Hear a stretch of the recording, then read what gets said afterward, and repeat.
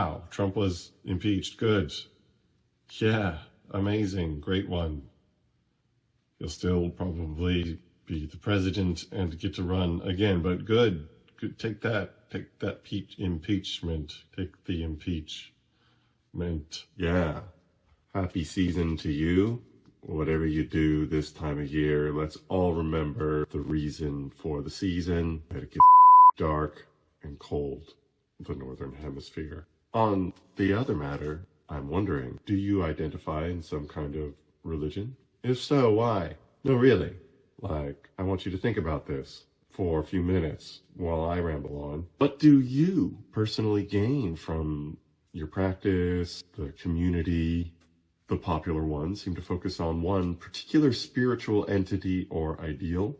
There was an Egyptian king or pharaoh or whatever, Akhenaten. He decided that one of the gods of the Egyptian pantheon would be the best god, and he would be the representative of that god. I guess scholars aren't entirely sure why Akhenaten did this. Was he politically motivated, or was he genuinely acting in the aftermath of some kind of spiritual trance state? A general pattern for creating a religion. Some dude stars himself or takes drugs, has a revelation or idea, and comes up with a really great way to worship God and a great name for God and a great way to live in accordance with that God's supposed wishes, about which he is the primary authority. That guy, whoever he is, got his tablets or whatever.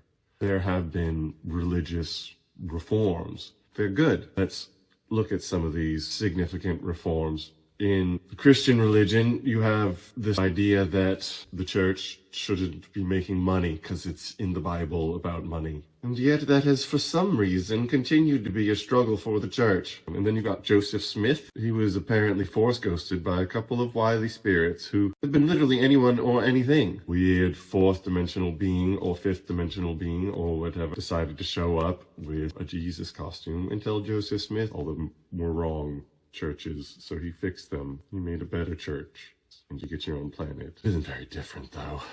Okay, let's go back a little further to one of the oldest documented religions, Hinduism. The primary modern text of Hinduism is a whole book where Krishna convinces this guy who's having reservations about killing his friends and family that it's cool to kill his friends and family because Arjuna is on God's side. His friends and family are not.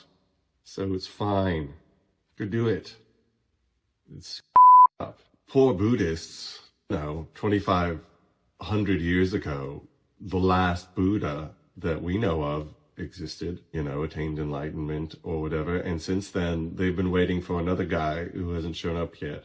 Kind of hard when your religion really focuses on the whole become like the person who started it, only it takes thousands of years and like only one person in many people ever get there anyways. This has taken a toll on Buddhist faith in their own enlightenment.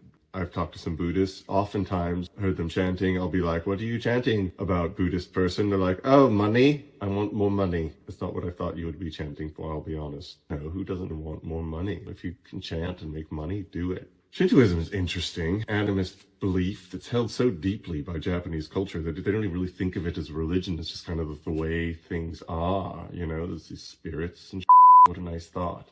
The thing that worries me most about religion are especially the ones that have some sort of doomsday scenario wrapped up in their ultimate vision for mankind.